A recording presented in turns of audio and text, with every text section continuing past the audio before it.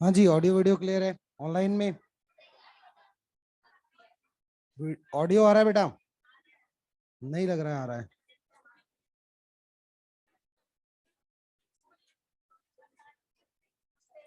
ठीक है ठीक है।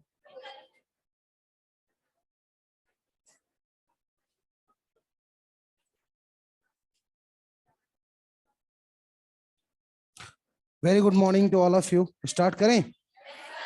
हाँ जी। कुछ लोग पहले पढ़ चुके होंगे, कुछ लोग नहीं पढ़े होंगे। तो अभी स्टार्ट करेंगे अपन मसल। ठीक है, लोकोमोशन मूवमेंट। आवाज क्लियर नहीं आ रही क्या? मास्क गड़बड़ है, दूसरा मास्क लेके आता हूँ। हटा नहीं सकते, हटा दें? पक्का? अरे नहीं।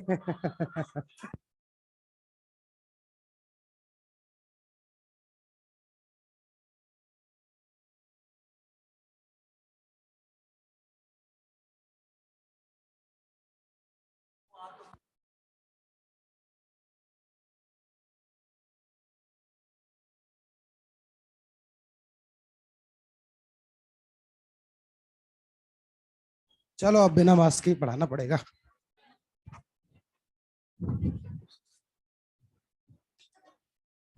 So let's start the topic. This is muscle. और अच्छा, हिंदी बैच है ना? हिंदी बैच है। ठीक ठीक ठीक ठीक ठीक ठीक ठीक ठीक। हाँ, टोन चेंज। अब देखिए, अभी हम लोग जो है पेशियों के बारे में पढ़ेंगे। और ये जो चैप्टर है आपका, गमन और गतियां, संचलन और गतियां। ठीक है, तो लोकोमोशन और मूवमेंट ये चैप्टर है हमारा। और मॉड्यूल नंबर 8 आप लोग लाए हैं, उसके अंदर ये चैप्टर मिलेगा। इस चैप्टर में दो पार्ट्स हैं। एक पार्ट में हम लोग बात करेंगे अस्थियों के बारे में, और दूसरे भाग में पेशियों के बारे में बात करेंगे। ठीक है, नाउ ये जो चैप्टर है, इसके अंदर अगर हम नीट के वेटेज की बात करें तो आप लोगों को पता ही होगा, हर साल लगभग 2 से 3 क्वेश्चन आपको मिलते हैं। ठीक है, और बहुत ही छोटा चैप्टर है, बहुत आसान है, स्कोरिंग है। सबसे बड़ी चीज यही है कि बहुत ही आसानी से आप जो है इसके 2-3 क्वेश्चन उसको आराम से कवर कर सकते हैं। ठीक है, तो सबसे पहले इस चैप्टर में हम लोग मसल वाले पार्ट को डिस्कस करेंगे। मसल वाला पार्ट थोड़ा ज्यादा कंसेप्चुअल है, उसके अंदर मसल कॉन्ट्रैक्शन पूरा समझने वाला पार्ट है। दूसरा जो इसका पार्ट है बोन्स वाला, उसमें काफी कुछ आप लोगों को याद करना पड़ेगा। वैसे याद भी होगा आप लोगों को, अस्थियों के नाम याद है? ठीक है, तो बस रिवाइज करना है दूसरे वाले पार्ट में, पहले वाले पार्ट में समझना है। तो चलिए शुरू करते हैं। लोकोमोशन और मूवमेंट।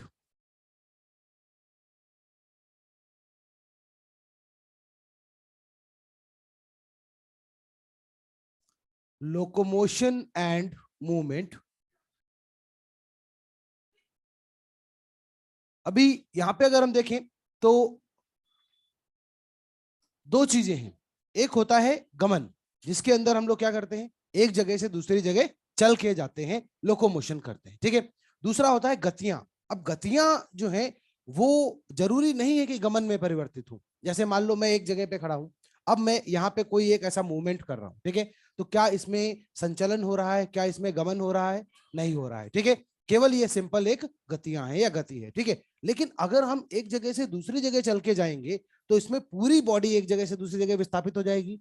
तो ऐसी अवस्था में हम देखेंगे, इसको हम क्या कह सकते हैं, संचलन कह सकते हैं, या क्या कह सकते हैं, गमन कह सकते हैं। ठीक है, तो इसी के बेसिस पे आपके एनसीईआरटी के अंदर बताया गया कि जो लोकोमोशंस हैं और जो मूवमेंट है, उनके अंदर क्या होता है कि सभी लोकोमोशंस को हम लोग क्या कह सकते हैं, मूवमेंट कह सकते हैं। ठीक है, सभी गमन क्या है, गतियां हैं, परंतु सभी गतियां गमन नहीं होती। ठीक है, तो सबसे पहली चीज तो यही आपको समझना है, सभी गमन गतियां होती हैं, परंतु सभी गतियों में गमन नहीं होता। जैसे मैं एक जगह पे अगर खड़े होके किसी बॉडी पार्ट को मूव कर रहा हूं तो इसके अंदर कोई गमन नहीं हो रहा, परंतु ये सिंपल एक क्या है, गति है। ठीक है, जबकि अगर मैं एक जगह से दूसरी जगह चल के जा रहा हूं तो इसके अंदर हम लोग क्या देखते हैं, गमन हुआ। और गमन हुआ तो ऑब्वियस सी बात है क्या होगा, गतियां भी होंगी। ठीक है, तो यहाँ पे सबसे पहले तो हमको यही समझना था कि सभी जो गमन है वो गतियां हैं। मतलब हम इसको इस तरीके से लिख सकते हैं, ऑल लोकोमोशंस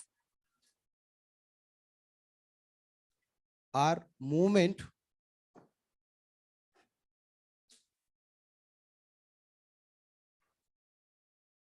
but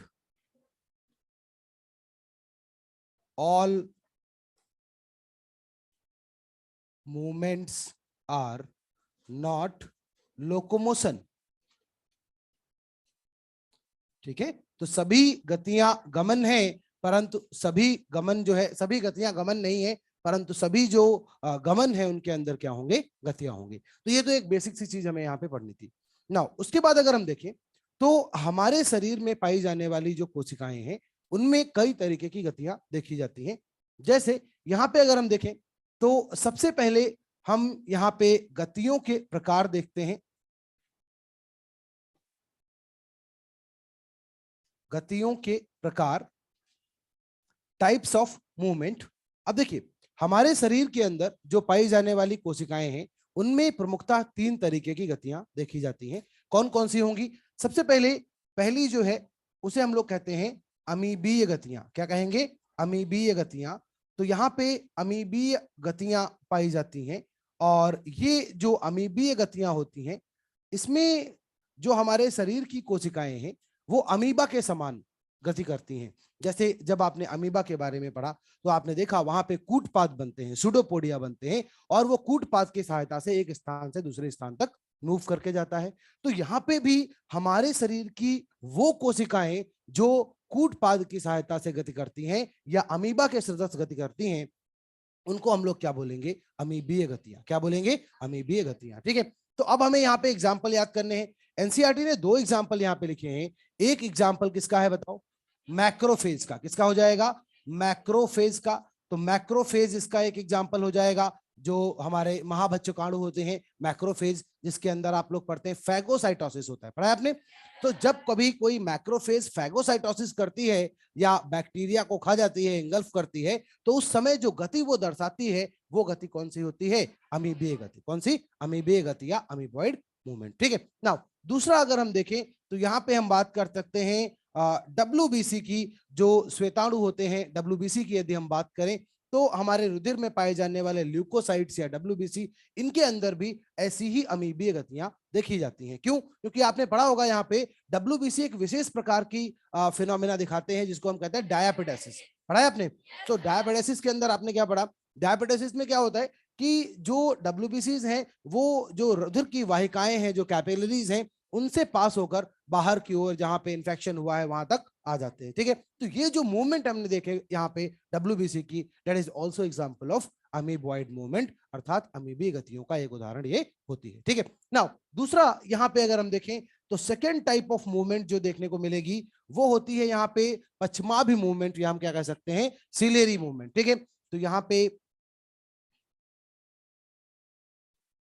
पश्चिमाभि गतियां या सिलेरी मूवमेंट्स की बात कर रहे हैं। और पश्चिमाभि गतियां या सिलेरी मूवमेंट्स में अगर हम देखेंगे तो यहाँ पे क्या होगा कि बॉडी के अंदर बहुत सारी ऐसी जगह होती हैं जहां पे सीलिया पाए जाते हैं। आप लोगों ने ऊतकों के अंदर भी पढ़ा होगा कि जो उपकला होती है उसकी मुक्त सतह पर क्या पाए जाते हैं? सीलिया पाए जाते हैं, रोम युक्त संरचनाएं पाई जाती हैं जिनको हम लोग क्या बोलते हैं? सीलिया।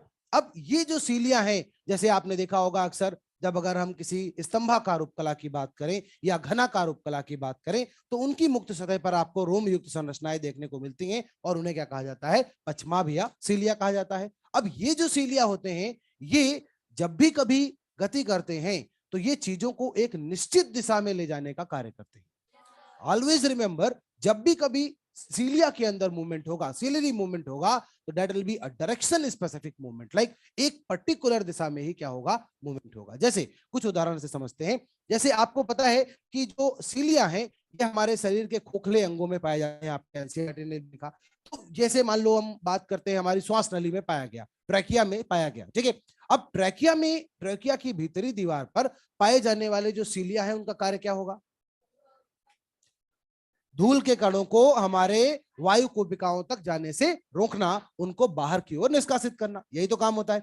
अब मानो वो जो सभी पश्चिमाभ हैं वहां पे सीलिया हैं, अगर वो बाहर की ओर ना बीट करके अंदर की ओर बीट करने लगे तो बताओ क्या कभी ये अपना कार्य कर पाएंगे? क्या कभी धूल के कणों को बाहर निकाला जा सकेगा? नहीं। ठीक है, तो इसीलिए हमें यहाँ पे ध्यान रखना होगा जब भी कभी सिलेरी मूवमेंट होगी एक निश्चित दिशा में होती है। या एक और देख लेते हैं, जैसे आपने पढ़ा होगा कि फेलोपियन ट्यूब के अंदर, है ना, फेलोपियन ट्यूब के अंदर हम देखते हैं ओवम को ले जाना होता है जहां पे निषेचन होता है वहां तक। ठीक है, तो ओवम को तभी हम उस दिशा में ले जा पाएंगे जब फैलोपियन नलिका की दीवार पर पाए जाने वाले सभी पश्चिमाभ एक ही दिशा में गति करेंगे। अगर मान लो वो उस एम्पुला वाली साइड के अपोजिट बीट करने लगे, विपरीत दिशा में अगर मूव करने लगे, तो क्या कभी ओवम अपनी साइड पे पहुंचेगा? क्या नहीं। तो हमेशा याद रखिए, जब भी कभी हम सिलेरी मूवमेंट की बात करते हैं तो वो कैसा होता है, एक तरीके का एक पर्टिकुलर डायरेक्शन स्पेसिफिक मूवमेंट होती है, एक निश्चित दिशा में होने वाली गतियां होती है। ठीक है, तो एग्जांपल्स दो मैंने आपको बताए, दोनों ही आपको याद रखने हैं। एक हो जाएगा यहाँ पे ट्रैकिया और दूसरा क्या हो जाएगा, फैलोपियन नलिकाएं या फैलोपियन ट्यूब हम कह सकते हैं। तो ये हो जाएंगी फैलोपियन ट्यूब्स और एक क्या हो जाएगा, ट्रैकिया। तो ये एग्जांपल्स किसके हैं, हमारे सिलेरी मूवमेंट्स के होते हैं। अब आते हैं सबसे महत्वपूर्ण जो यहाँ पे हमें पढ़ना है, वो है पेशीय गतियां, जिनके बारे में हमें इस चैप्टर में डिटेल में पढ़ना है।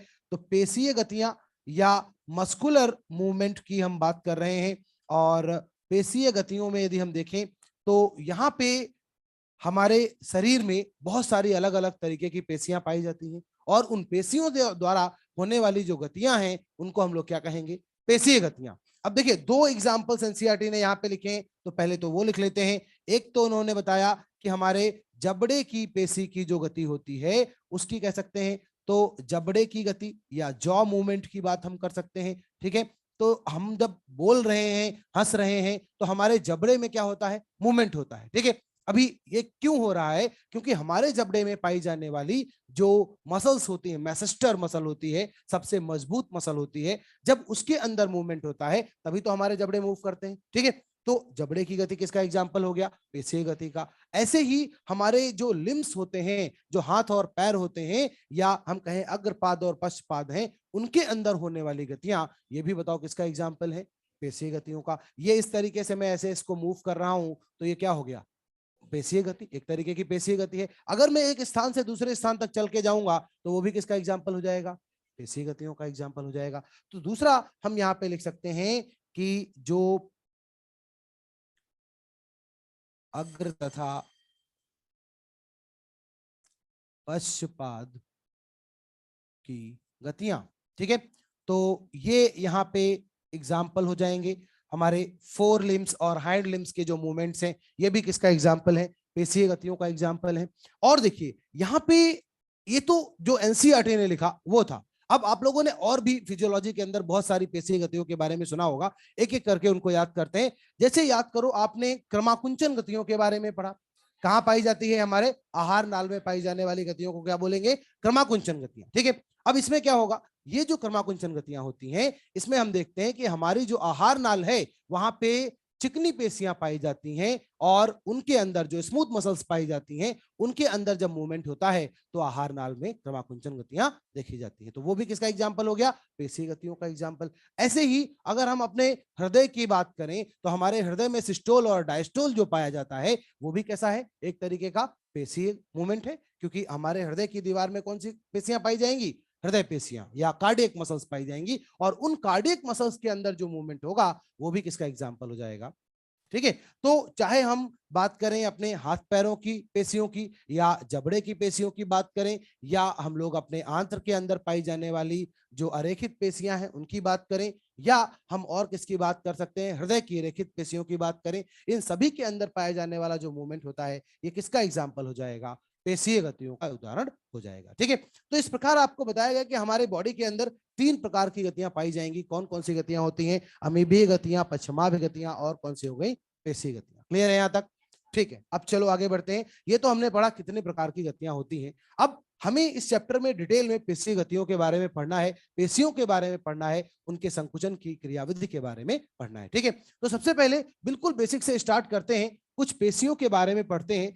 तो पेशियों के बारे में आपको बताया जाता है कि जो हमारा मसल्स होते हैं वो उनकी उत्पत्ति अगर हम देखें तो कैसी होती है, मीजोडर्मल। कैसी होती है, मीजोडर्मल होती है, अर्थात हमारी पेशियां जो हैं वो मीजोडर्मल होती हैं ओरिजिन में। लेकिन आप मुझे बताओ, क्या हमारे शरीर में पाई जाने वाली सभी पेशियों की उत्पत्ति मीजोडर्म से होती है? कुछ उदाहरण है यहाँ पे, एक्सेप्शन है, अपवाद है, कौन कौन से, आयरिस और सिलेरी बॉडी है। ठीक है, हमारे नेत्र में पाए जाने वाले आयरिस और सिलेरी बॉडी, उनकी जो पेशियां हैं वो कैसी होती हैं, एक्टोडर्मल होती हैं। अन्य जो पेशियां हैं वो कैसी हैं, मेसोडर्मल। तो एक तो ये याद रखेंगे, पेशियां जो है वो मीजोडर्मल ओरिजिन यहाँ पे दिखाती हैं, मीजोडर्मल उत्पत्ति हमें देखने को मिलती है। लेकिन साथ में अपवाद आपको याद रखने होंगे, तो यहाँ पे हमें ये भी याद रखना है कि आयरिस एंड सीलेरी बॉडी, ये आयरिस और सीलेरी बॉडी जो है, इसकी जो मसल्स होती हैं ये कैसी होती हैं, ये एक्टोडर्मल होती हैं। कैसी होती हैं? एक्टोडर्मल होती हैं। तो इनकी उत्पत्ति जो है वो कैसे हो जाएगी? एक्टोडर्म से हो जाएगी। ठीक है, तो ये हो जाएंगी एक्टोडर्मल और बाकी सारी कैसी हो जाएंगी? मेसोडर्मल। ठीक है, तो एक तो ये बात हमने समझी। दूसरा, आपके एनसीईआरटी में कहते हैं हमारे शरीर का 40 से 50% जो भार है वो किसकी वजह से होता है? पेशियों की वजह से। ठीक है, तो हम ऐसा भी कह सकते हैं 40 से 50% जो भार होता है वो किसकी वजह से होता है? ये होता है मसल्स की वजह से। ठीक है, तो 40 से 50% भार जो है वो किसकी वजह से होगा? मसल्स की वजह से होगा। तो ये यहाँ पे पेशियों की वजह से होता है। ठीक है, तो ये आपको याद रखना होगा, पेशियों की वजह से हमारे शरीर के कुल भार का 40 से 50% हिस्सा जो है वो किसकी वजह से है? पेशियों की वजह से होता है। ठीक है, नाउ दूसरा अगर हम देखें तो यहाँ पे एक और बात बताई गई कि हमारी जो पेशियां हैं उनके लिए हम लोग इंग्लिश में एक शब्द का प्रयोग करते हैं, सार्को और मायो। क्या शब्द प्रयोग करेंगे? सार्को और मायो। तो अगर यहाँ पे लिखा हुआ है सार्कोलॉजी, क्या लिखा है? सार्कोलॉजी, या ऐसे ही क्या लिख दिया? मायोलॉजी। तो ये जो मायोलॉजी और सार्कोलॉजी है इसका मतलब क्या हो जाएगा? पेशियों का अध्ययन, या क्या कह सकते हैं? Study of muscles. ठीक है, तो जब हम पेशियों के अध्ययन की बात करेंगे, स्टडी ऑफ मसल्स की बात करेंगे, तो उसके लिए क्या शब्द प्रयोग करेंगे? सार्कोलॉजी या मायोलॉजी। कुल मिला के आपको यह बात समझनी कि सार्को और मायो शब्द जो है वो हम किसके लिए प्रयोग करते हैं? पेशियों के लिए प्रयोग करते हैं। आगे हम लोग देखेंगे सार्कोप्लाज्मिक रेटिकुलम, सार्कोलेमा, सार्कोप्लाज्म, कुछ ऐसे शब्दों का प्रयोग करेंगे। ठीक है, तो ये हमने यहाँ पे देखा। अब आगे बढ़ते हैं। आपको एनसीईआरटी में एक चीज और बताई गई कि जो हमारी पेशियां होती हैं इनमें कुछ विशेष, हम कह सकते हैं, प्रॉपर्टीज पाई जाती हैं, विशेषताएं पाई जाती हैं। और वो कौन कौन सी हैं समझते हैं एक एक करके। जो हमारी पेशियां हैं, एक तो सबसे पहले ये संकुचनशीलता दिखाती हैं। तो यहाँ पे संकुचनशीलता देखने को मिलती है, अर्थात यहाँ पे जो कॉन्ट्रैक्टिलिटी है वो देखने को मिलती है। संकुचनशील होती हैं हमारी पेशियां, अर्थात स्वाभाविक सी बात है हम अपनी पेशियों के अंदर क्या कर सकते हैं? कॉन्ट्रैक्शन कर सकते हैं। तो क्या बोलेंगे? कैसी होती हैं? संकुचनशील होती हैं। ठीक है, उसके अलावा यहाँ पे अगर हम देखें तो और भी प्रॉपर्टीज होती हैं, जैसे ये एक्साइटेबल होती हैं, अर्थात यहाँ पे क्या होगा? उत्तेजनशीलता दिखाएंगी। ठीक है, तो ये कैसी हो जाएंगी? एक्साइटेबल, इंग्लिश में लिख देता हूं मैं, यहाँ पे एक्साइटेबल होती हैं। तो ये एक्साइटेबल होती हैं। और उसके साथ साथ यहाँ पे अगर हम देखें तो एक और यहाँ पे प्रॉपर्टी होती है जिसे हम कहते हैं इलास्टिसिटी, अर्थात प्रत्यास्था। तो यहाँ पे इलास्टिसिटी जो है वो भी हमें देखने को मिलती है, प्रत्यास्था देखने को मिलती है। एक और चीज है एक्सटेंसिबिलिटी होती है। एक्सटेंसिबिलिटी का मतलब क्या हो गया? यहाँ पे प्रसार्य पाया जाता है या एक्सटेंसिबिलिटी यहाँ पे रहती है। तो ये हमने यहाँ पे देखा। नाउ इनका मतलब क्या होता है वो समझते हैं। कॉन्ट्रैक्टिलिटी है, एक्साइटेबिलिटी है, इलास्टिसिटी है, और कैसी है? एक्सटेंसिबिलिटी है। इनका मतलब क्या होता है एक एक करके समझते हैं। सबसे पहले आप देखिए एक्साइटेबिलिटी का मतलब क्या होगा। कॉन्ट्रैक्टिलिटी मैंने बता दिया, संकुचन होने की क्षमता है अगर, तो क्या बोलेंगे? संकुचनशीलता या कॉन्ट्रैक्टिलिटी। दूसरा क्या है? एक्साइटेबिलिटी। अब जैसे हमारे जो तंत्रिकाएं होती हैं वो एक प्रकार की एक्साइटेबल सेल्स होती हैं, उत्तेजनशील कोशिकाएं होती हैं, बिल्कुल वैसे ही हमारी जो यहाँ पे पेशियां हैं ये भी कैसी होती हैं? एक्साइटेबल होती हैं, उत्तेजनशील होती हैं। कैसे? आप लोगों ने सुना होगा, एक हम पढ़ते हैं पेशीय तंत्रिका संधि, न्यूरोमस्कुलर जंक्शन। तो वहां हम क्या पढ़ते हैं? ऊपर से मैसेज आया और वो मैसेज का स्टाइल कोलिन निकला, अपने रिसेप्टर पे जुड़ा, और डीपोलराइजेशन हमने कहां देखा? पेशी के ऊपर। ठीक है, अर्थात पेशी की जो कोशिका है वहां विध्रुवण हमने देखा। इसका मतलब वो कैसी है? एक्साइटेबल। ठीक है, तो ये एक्साइटेबल होती है। दूसरी चीज मैंने आपको बताया एक्सटेंसिबिलिटी होता है। एक्सटेंसिबिलिटी का मतलब है उसकी जो नॉर्मल लेंथ है उससे ज्यादा उसको क्या किया जा सकता है? बढ़ाया जा सकता है, एक्सटेंड किया जा सकता है। ठीक है, एक नॉर्मल लेंथ है मसल की, अगर आप उसको पुल करेंगे तो एक अपनी ओरिजिनल लेंथ से और ज्यादा क्या हो जाएगी? बढ़ जाएगी, एक्सटेंड हो जाएगी। ठीक है, बढ़ जाएगी, तो उसको अपन ने क्या बोला, एक्सटेंसिबिलिटी। लेकिन क्या वो हमेशा के लिए एक्सटेंडेड रहेगी क्या? नहीं, जैसे ही आप छोड़ेंगे वो वापस क्या हो जाएगी, अपनी जगह आ जाएगी। तो जब कोई चीज अपनी पोजीशन से, ओरिजिनल पोजीशन से ज्यादा खिंच जाए और वापस अपनी पोजीशन पे आ जाए, तो उसी को तो क्या बोलते हैं, इलास्टिसिटी। ठीक है, तो ये सारी प्रॉपर्टीज जो है वो हमें किसको देखने को मिलेंगी, मसल्स के अंदर। ठीक है, तो ये हमने देखा मसल्स की कुछ प्रॉपर्टीज पाई जाती हैं। अब इसके बाद आगे देखिए, हमारे शरीर में जो मसल्स हैं उनके कितने टाइप होते हैं। तो यहाँ पे हम लोग पेशियों के प्रकार देख सकते हैं। यहाँ पे पेशियों के प्रकार बताए गए। तो हमारे शरीर में टाइप्स ऑफ मसल्स में अगर हम देखें तो 3 तरीके की पेशियां पाई जाती हैं। सबसे पहले हम देखेंगे यहाँ पे कंकाल पेशियां पाई जाती हैं। ये कंकाल पेशियां होती हैं, और कंकाल पेशी अर्थात जो स्केलेटल मसल है, हम लोग उसकी बात कर रहे हैं। तो यहाँ पे स्केलेटल मसल या कंकाल पेशियां ये पाई जाएंगी। और दूसरा अगर हम यहाँ पे देखें तो यहाँ पे चिकनी पेशियां पाई जाती हैं, और इनको हम लोग कहते हैं स्मूथ मसल्स। क्या बोलेंगे, स्मूथ मसल। ठीक है, तो यहाँ पे स्मूथ मसल पाई जाएगी। तो एक तो हो गया स्मूथ मसल, एक हो गया यहाँ पे स्केलेटल मसल। दूसरा यहाँ पे देखें तो एक और होती हैं जिनको हम लोग क्या बोलते हैं, हृदय पेशियां। ठीक है, हृदय पेशी से नाम से ही समझ में आ रहा है, जो हृदय की भित्ति पे पाई जाए, हृदय की दीवार में पाई जाए, उसे हम लोग क्या बोलेंगे, हृदय पेशी। अर्थात इसको इंग्लिश में क्या कह सकते हैं, कार्डियक मसल्स। क्या कह सकते हैं, कार्डियक मसल्स। ठीक है, तो यहाँ पे कार्डियक मसल्स पाई जाती हैं, हृदय पेशियां पाई जाती हैं। तो हमारे शरीर में 3 तरीके की पेशियां पाई गई, एक तो कंकाल पेशी, एक चिकनी पेशी, और एक कौन सी हो गई, हृदय पेशी। अब एक एक करके समझते हैं।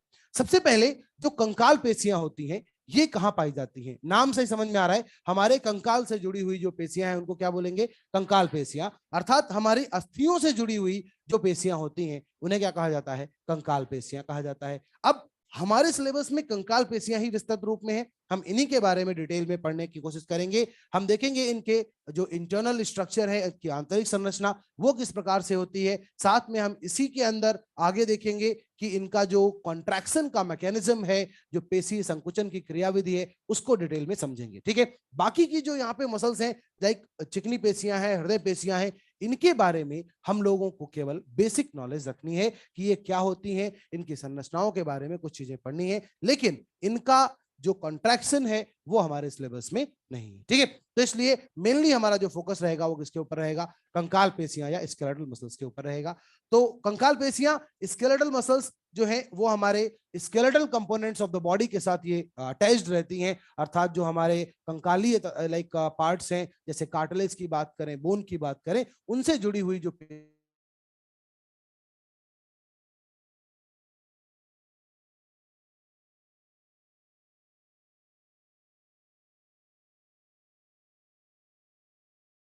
पेशियां के ऊपर निर्भर करता है, इसीलिए हम इनको वॉलंटरी मसल्स या क्या बोलते हैं, ऐच्छिक पेशियां। ठीक है, जबकि चिकनी पेशियां और हृदय पेशियों को यदि हम देखें तो इनका संकुचन हमारी इच्छा शक्ति के अनुसार नहीं होता, अर्थात इन्हें हम लोग क्या कहेंगे, इनवॉलंटरी या अनैच्छिक पेशियां। ठीक है, तो ये दोनों यहाँ पे। अब चलिए स्टार्ट करेंगे यहाँ पे सबसे पहले कंकाल पेशियों से पढ़ना। कंकाल पेशियों की संरचना को देखेंगे, फिर उसके बाद आगे इनकी संकुचन की क्रियाविधि। कंप्लीट करिए, हो गया, ठीक है।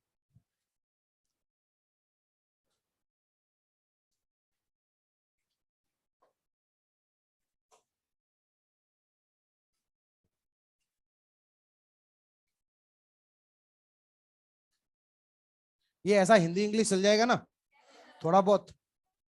ठीक है, जहां पे कहीं भी आपको नहीं समझ में आएगा तो मुझे बताना, मैं बता दूंगा उसकी हिंदी, है ना। वैसे तो अभी आता होगा आपको इंग्लिश में भी काफी कुछ, है ना। ठीक है,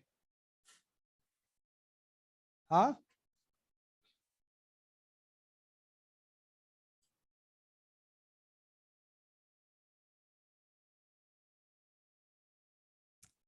चलिए, अब आगे यहाँ पे कंकाल पेशियों के बारे में पढ़ेंगे।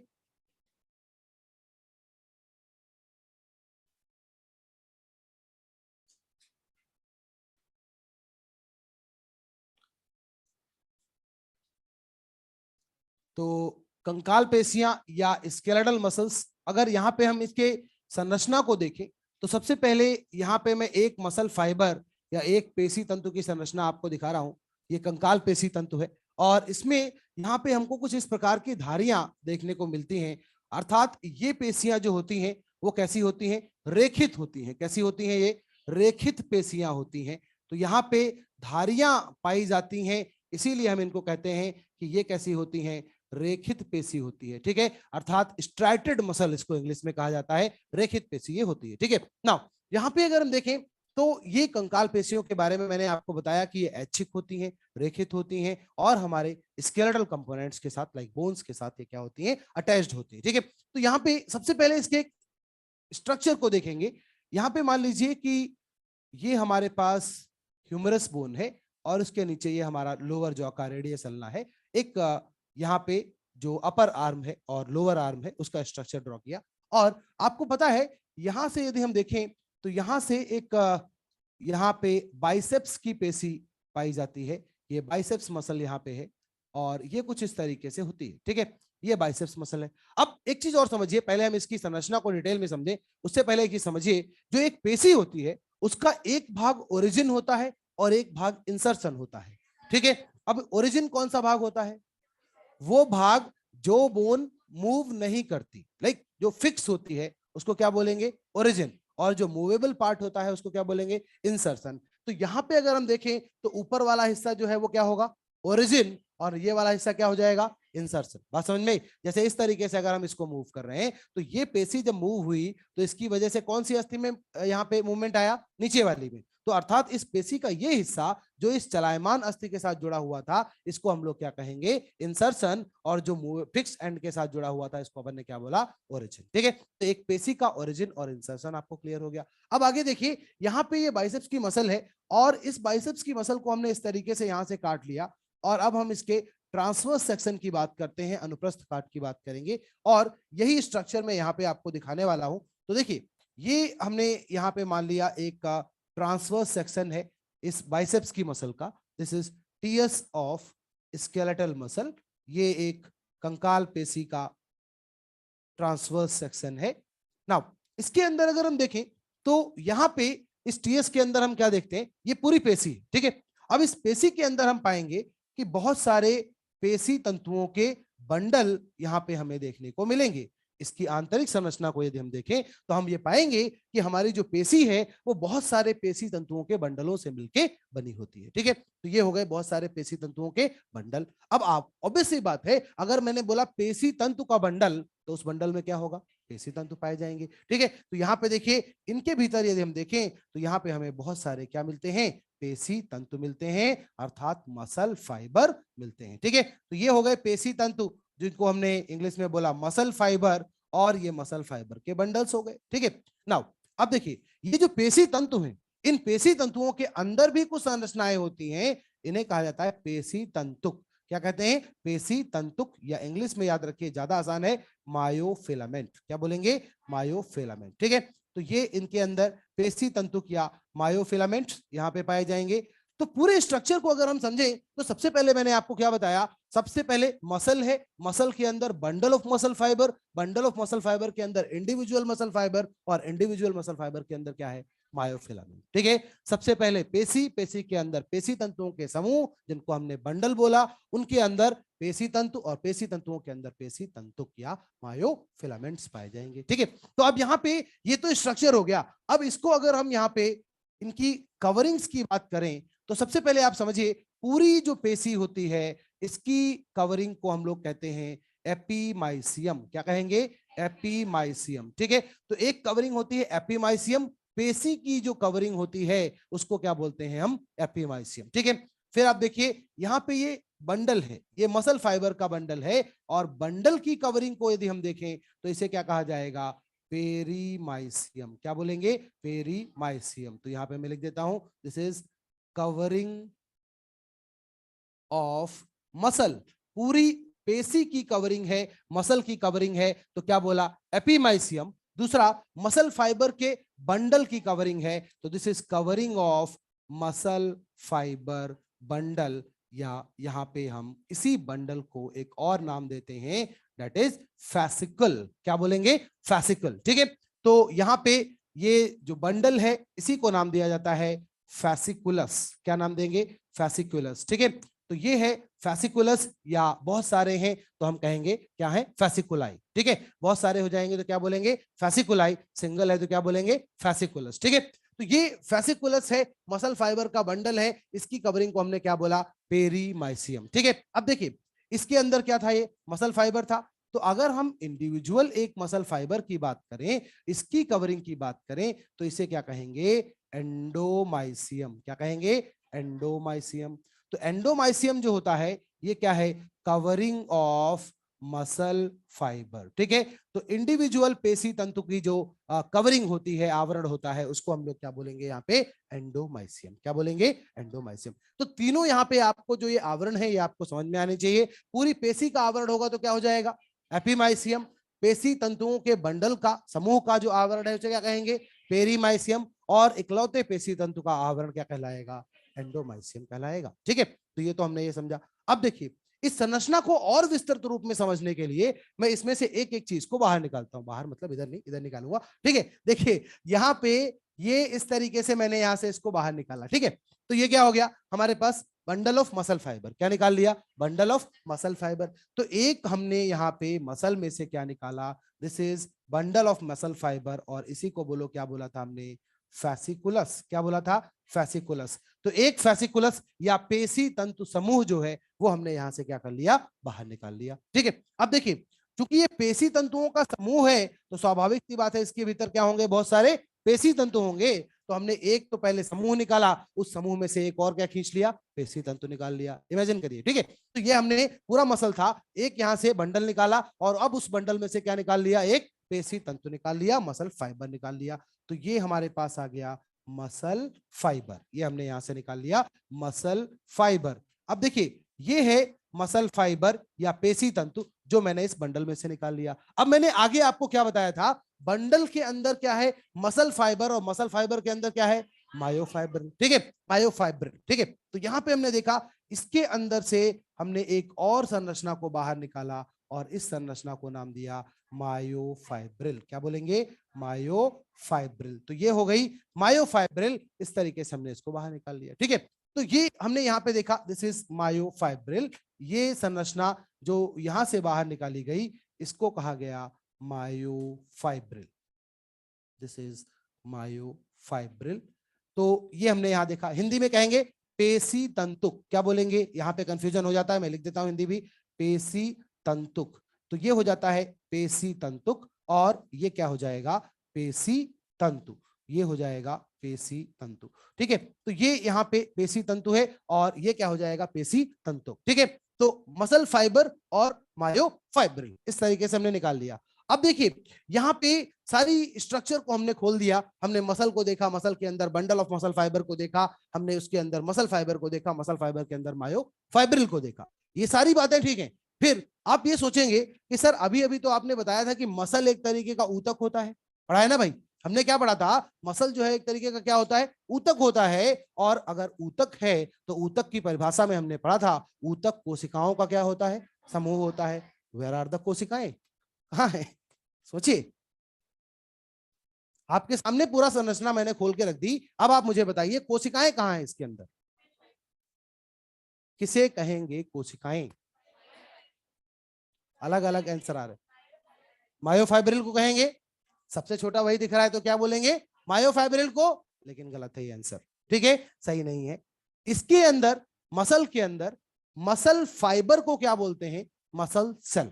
याद रखिए मसल के अंदर क्या होता है, मसल फाइबर ही क्या होता है, मसल सेल। अक्सर लोग ये पूरा का पूरा चैप्टर पढ़ लेते हैं, सब समझ में आ जाता है, लेकिन ये समझ में नहीं आता कि मसल की सेल क्या है। ठीक है, देखिए बिल्कुल बेसिक समझना बहुत जरूरी है, अदरवाइज सब आपको आगे हवा में लगेगा। देखिए ये है हमारे पास मसल फाइबर, और मसल फाइबर को ही हम क्या लिखेंगे, मसल सेल। क्या लिखेंगे, मसल सेल।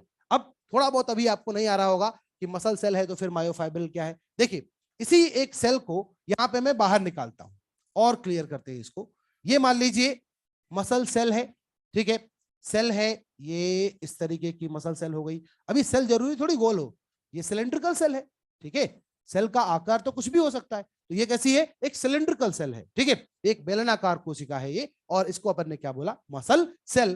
तो ये यहां पे हमारे पास हो गया मसल फाइबर, या इसी को क्या कह सकते हैं, मसल सेल, पेशी तंतु या पेशी कोशिका। ठीक है, नाउ अब देखिए ये जो पेशी तंतु या पेशी कोशिका है, इसके जो बाहर की दीवार है, कोशिका की बाहर की झिल्ली क्या बोलते हैं, कोशिका झिल्ली, सेल मेम्ब्रेन, या क्या बोलेंगे, प्लाज्मा लेमा बोलते हैं ना, प्लाज्मा लेमा। अब चूंकि ये मसल की है तो इसको बोलो क्या नाम देंगे, सार्कोलेमा। तो ये हो गई क्या, सार्कोलेमा। अब बताओ सार्कोलेमा किसकी कवरिंग है, मसल फाइबर की कवरिंग। ठीक है, मसल फाइबर की कवरिंग को क्या बोलेंगे, सार्कोलेमा। मसल फाइबर एक मसल सेल है और सेल की कवरिंग, अब आपको रटना नहीं पड़ेगा क्योंकि मसल फाइबर अब आपको पता चल गया क्या है, सेल, और सेल की कवरिंग क्या होती है, प्लाज्मा लेमा। तो प्लाज्मा लेमा यहाँ क्या हो जाएगी, सार्कोलेमा हो जाएगी। अब मुझे बताओ इस मसल फाइबर के अंदर भरा हुआ कोशिका द्रव्य क्या कहलाएगा, सार्कोप्लाज्म। क्या कहलाएगा, सार्कोप्लाज्म। तो यहाँ पे भरा हुआ जो कोशिका द्रव्य है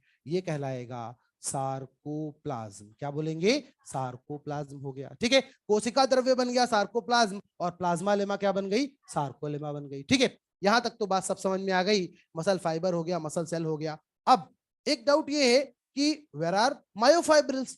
हमने बोला था एक मसल फाइबर में बहुत सारे क्या होते हैं, मायोफाइब्रिल्स। तो देखिए कैसे होते हैं, ये हमारे पास एक मायो मसल फाइबर है, इसके भीतर बहुत सारे मायोफाइब्रिल्स पैरेलल बंडल की फॉर्म में पाए जाते हैं, समानांतर समूहों की फॉर्म में इस तरीके से ये पाए जाते हैं। यहाँ पे देखिए parallel bundle of myofibrils, they are present inside the muscle fibre. ये हमारे पास मसल फाइबर था और इसके अंदर पाए जाएंगे ढेर सारे क्या ऐसे मायोफाइब्रिल्स। अब आपको लोकेशन पूरी धीरे धीरे क्लियर होगी। देखिए ये हमारे पास क्या है, मान लो ये हमारे पास क्या है, मसल फाइबर। ठीक, ये हमारे पास मसल फाइबर है और ये सब क्या है, मायोफाइब्रिल्स। ये सब ऐसा सिलेंड्रिकल स्ट्रक्चर है, यही होते हैं मसल फाइबर। तो हमने देखा कि ये हमारे पास मसल सेल थी, पेशी कोशिका थी, और उसके अंदर ये जो जगह थी जहां पे सार्कोप्लाज्म भरा हुआ था, वहां पे और भी क्या प्रेजेंट है, इस तरीके से मायोफाइब्रिल। जैसे कोशिका के भीतर कोशिकांग होते हैं, यहाँ पे कोशिकांग के साथ साथ एक और संरचना प्रेजेंट है जिसको क्या बोलेंगे, मायोफाइब्रिल। विजुअलाइज हो रहा है, समझ पा रहे हैं लोकेशन को। ठीक है, तो ये मसल सेल है, इसके भीतर बहुत सारे क्या होंगे, bundle of muscle like myofibrils. Myofibrils किस फॉर्म में प्रेजेंट है, बंडल्स की फॉर्म में प्रेजेंट है। कैसे बंडल्स हैं ये, पैरेलल बंडल्स हैं। कैसे हैं, एक दूसरे के समानांतर है कि नहीं है, बोलो। ठीक है, और पेशी से अगर हम देखें तो ये अनुदैर्ध्य अक्ष पे है या अनुप्रस्थ अक्ष पे है, अनुदैर्ध्य लॉन्गिट्यूडनल एक्सिस पे है ना। तो मसल फाइबर के लॉन्गिट्यूडनल एक्सिस पे बहुत सारे पैरेलल मायोफाइब्रिल इसके भीतर पाए जाते हैं। बात समझ में आ गई। ठीक है, अब देखिए और अच्छी तरीके से समझते हैं। ये अगर यहाँ पे मायोफाइब्रिल है, अगर ये संरचना यहाँ पे मायोफाइब्रिल है, तो इसका मतलब इसी मायोफाइब्रिल के चारों ओर यहाँ पे क्या पाया जाएगा, बोलो, सार्कोप्लाज्म होगा कि नहीं होगा।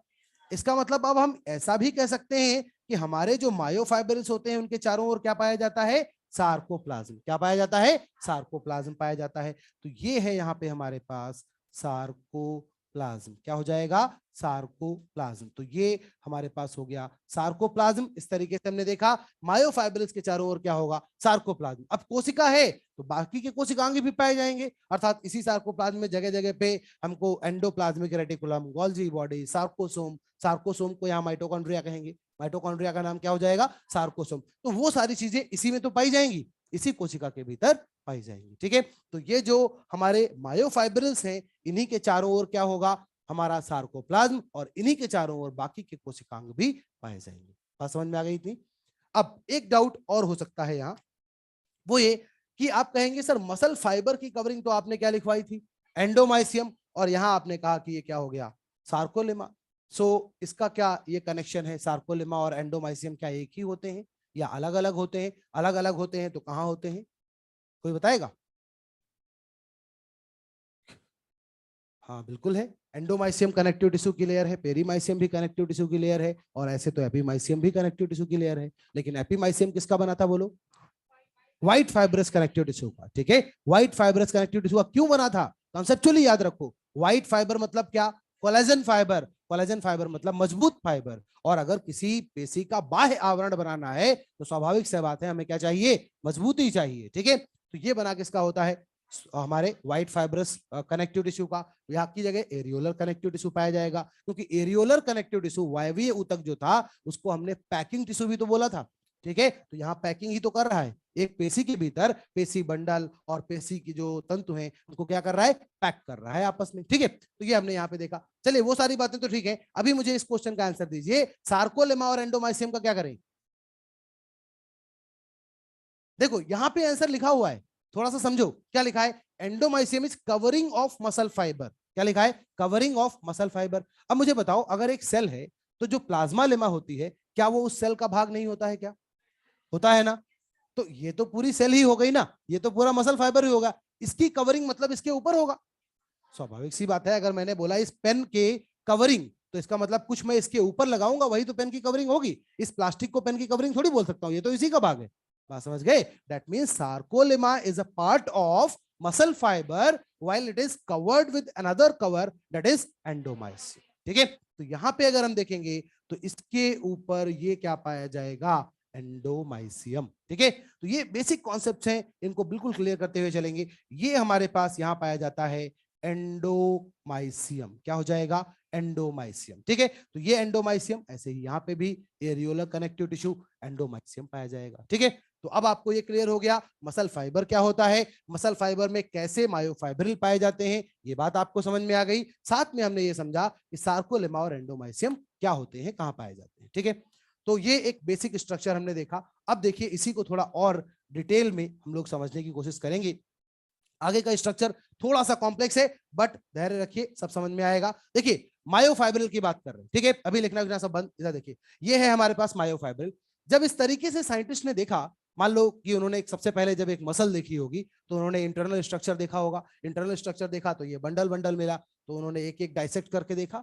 फिर जब यहां तक पहुंचे वो निकाल निकाल के मसल फाइबर में से बहुत सारे मायोफाइब्रिल्स उन्होंने निकाले, तो उन्होंने क्या देखा कि मायोफाइब्रिल के ऊपर यहाँ पे कुछ भाग तो ऐसा गहरी पट्टियों का है और कुछ भाग हल्की पट्टियों का है।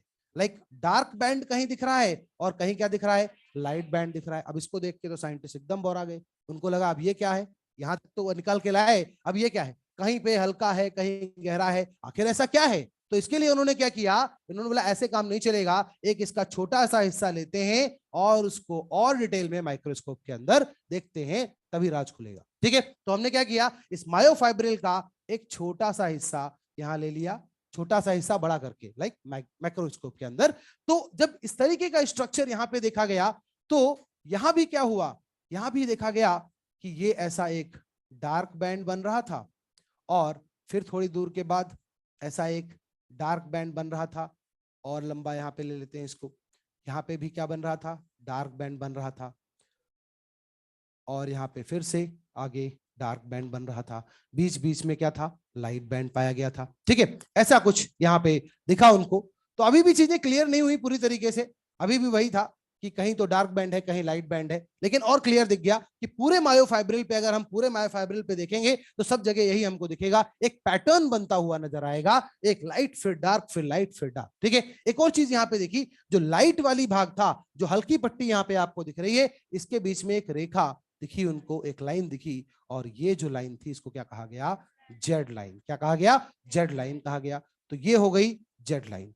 अब इतना जब उन्होंने देख लिया तो इसके बेसिस पे एक निष्कर्ष निकाला गया कि अगर हमको इस मायोफाइब्रिल के विस्तृत संरचना को समझना है तो हमें दो जेड लाइन के बीच की अगर जो जगह है उसका अध्ययन कर लिया तो सारी बात समझ में आ जाएगी, क्योंकि जो चीज यहां है वही यहां है, वही यहां है, वही यहां है।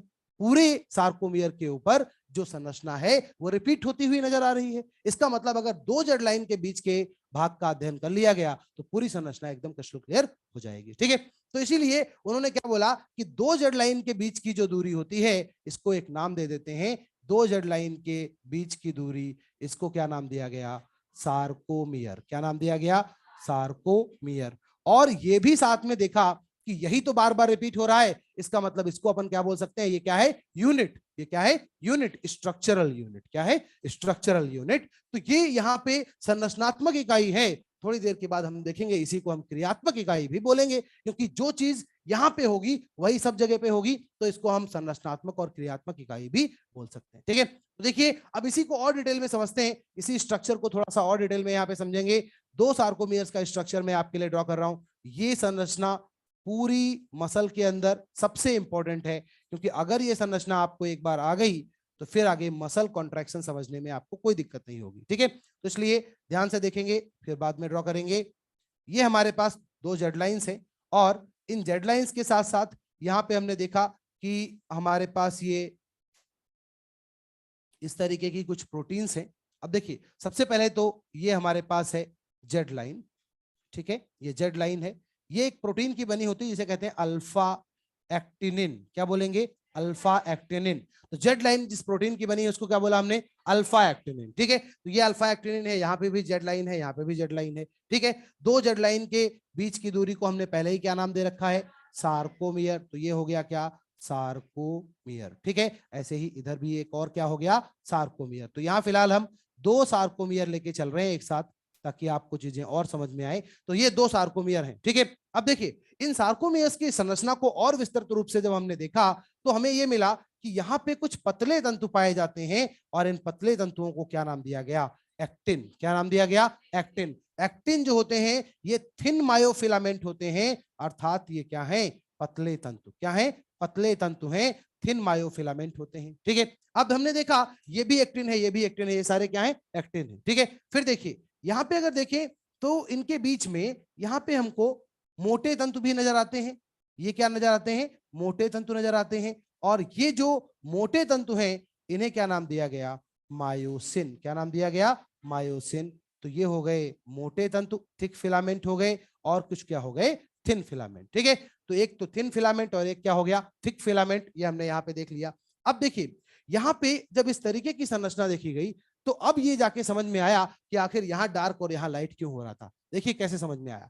ये बीच में हमारे पास क्या है? मोटा तंतु या मायोसिन है। ठीक है, अब एक मुझे कॉपी दो, ये दो।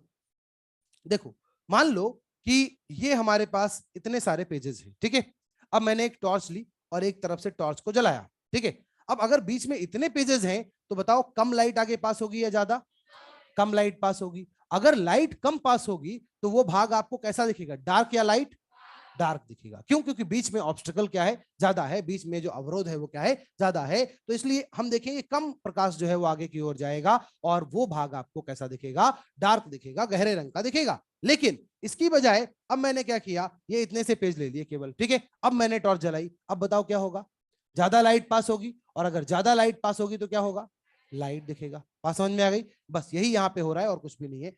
जहां जहां पर पूरे सार्कोमियर पे मोटा तंतु पाया जाएगा, मायोसिन पाया जाएगा, जब उसके ऊपर लाइट डाली जाएगी तो बोलो वो कैसा दिखेगा?